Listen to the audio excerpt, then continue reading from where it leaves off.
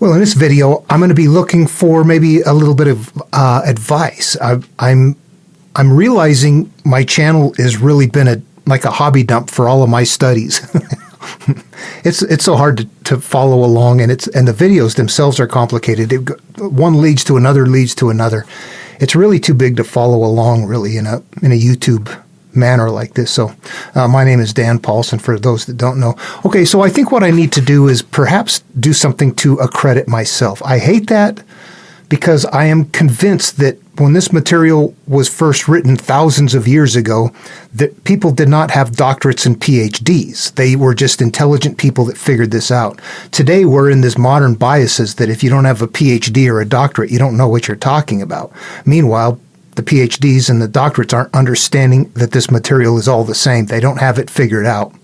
So this is something that doesn't come from schools of education, schools of higher education. This is something that comes about in doing it in your own mind and looking for it, and it's going to be rare. But what I need to do is probably now write a book. I think that there's so many ways to go with it, though. The material gets so deep that I have to try to figure out how to minimize what I'm doing. And the idea was to say, take Jesus, Lao Tzu, and Buddha, and show how all three of those are teaching the exact same thing. Here's an example of that. All right, just a quick example. This first one right here from the Buddha, second one from Lao Tzu, and the third one from Jesus. If a man speaks or acts with pure thought, happiness follows him like a shadow that never leaves him. Okay, this pure thought means your bundle of memories. You have to resolve the bundle of stuff we're carrying with us. The mote in the eye, as it were, the odd against your brother. When you resolve that, happiness follows like a shadow that never leaves. We find inner peace. Lao Tzu says, free from desire, you realize the mystery. Free from the desire of hanging on to things, you realize the mystery of life. It flows, it's nice. So, pure thought, free from desire, same thing. Happiness follows, you realize the mystery, same thing. Jesus says it this way, blessed are the poor in spirit, for yours is the kingdom of heaven. What is a spirit? What's a poor spirit? What's a kingdom of heaven? A kingdom of heaven is within. It's an inner peace. Buddha and Lao Tzu are purposefully telling you cryptically, you turn inward to heal yourself. In Christianity, they're telling you that Jesus will heal you unless you understand something and turn inward, and this becomes you. Poor in spirit, free from desire, pure thought. That bundle of memories is gone. That's what we're living through in the background. Yours is the kingdom of heaven. Inner peace, the kingdom of heaven within. So we got pure thought, free from desire, poor in spirit. Same thing, different analogs. Happiness follows, realize the mystery. Kingdom of heaven within. All three are the same. See that? That's what I'm talking about. But it gets hard for people to do that. Okay, so you see that right there can be complicated enough as it is. You treat each one like a guru, but it's you taking the journey in your own mind. It's you figuring it out for yourself. That has to be done. But writing that out in a book, what is that? The Tao that can be told is not the eternal Tao. That's telling the Tao. That's not taking the path. I struggle with a lot of communications from Western youngsters that are into the Tao, that get into that whole, the Tao that can be told is not the eternal Tao. That means you can't even talk about it. So, buddy, all that stuff you're talking about, shut up. You don't know what you're talking about. You can't even talk about the Tao. The Tao that can be told is not the eternal Tao. What are you talking about? They can't interpret it. The Tao that is taken is the eternal Tao, you ding-dong. You're not doing anything with the material. It's like somebody saying, I'm going to worship Jesus and never follow his path. You're doing the same thing. You're not following the path of the teacher by saying you can't understand it. There's nothing there to understand. Why would the master do that? Here, I'm going to give you master, please help me. I'm going to give you something that's not even helpful. Think about it, for crying out loud. Lao Tzu's better than that. You need to be better too. Can't be understood. Can't be talked about. You can talk about it and talk about it and talk about it. That's fine. However, not until you turn inward to your own memories does it become yours. That's the eternal Tao. The Tao that can be talked about is not the eternal Tao. The Tao that is personally taken, however, is. And sometimes you might have to talk about it to understand what to do. You got memories, you got perceptions. You got to change the perceptions to change your life. Caught in desire, you see only the manifestations. That's what that's about. Free from desire, you see only the mystery. Free in life. Okay, so This is really psychological. And when we get to the Buddha and to Jesus, we're going to get the same thing. With one exception, Buddha is going to be slightly, in some cases, very plain language, not cryptic at all. His very first verse, all that we are is the result of what we have thought. It's founded on thought. It's based on thought. That's complete plain language. Look at your life. We're a product of our experiences, our memories, and our judgments.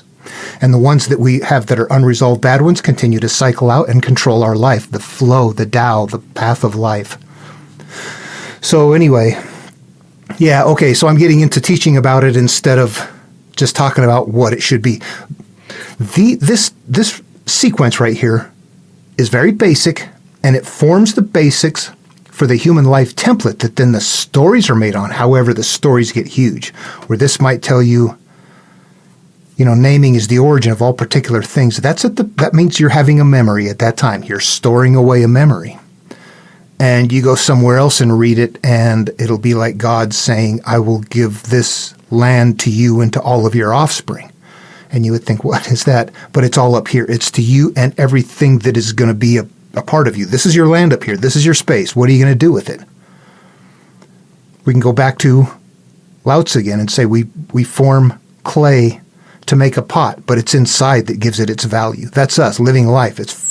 All of it is going to fit together in a very artful way verbally, but it takes mental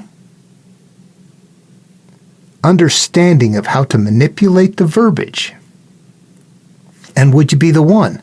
As a kid in Sunday school, I'm the one that said, if Jesus was hungry and that fig tree wasn't producing, why did he kill it? Why didn't he just have it become heavily laden full of figs? You might be the person that hears Aesop's fables, and at the end you hear it's slow and steady that wins the race. But you instantly think, how come it isn't when you're almost finished, don't quit? You see alternatives in stories, and there's a reason for those alternatives.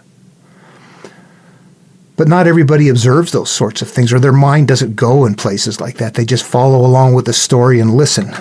There are some people that will go, are you sure? Yeah. Anyway, that's what you have to kind of have that brain. Anyway, I'm going to end this video. I'm not sure what to do. I think I need to write a book just because I'm not going to get a degree, but I know that people that write books on aliens and UFOs and things like that can suddenly become experts. Although I also know what I'm doing here is a very low interest because it's the truth and it's not high interest like all the foil hat stuff. So, but I've got to get it. There's got to be circles out there that I would fit in, and I just can't get to them. So maybe a book would do it. Anyway, all right. Got any advice? What if I were to write a book about what I'm doing, what would you want? What would it be like? Am I too complicated sometimes? Yeah. Help me out. I got to do something. And the channel, yeah, I got too frustrated with it, getting into it, trying to use it like that.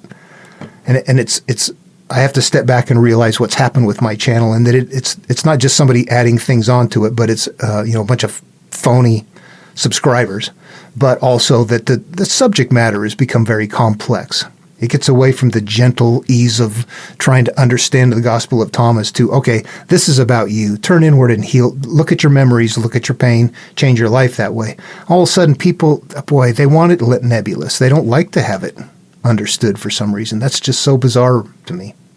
But that's the way I have to understand that we have different mental architecture. We just don't think the same way, don't look for the same things.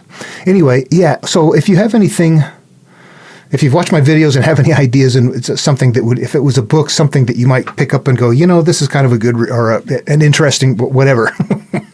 Yeah, I'll let it go at that. Yeah, thanks in advance. See you in the next video.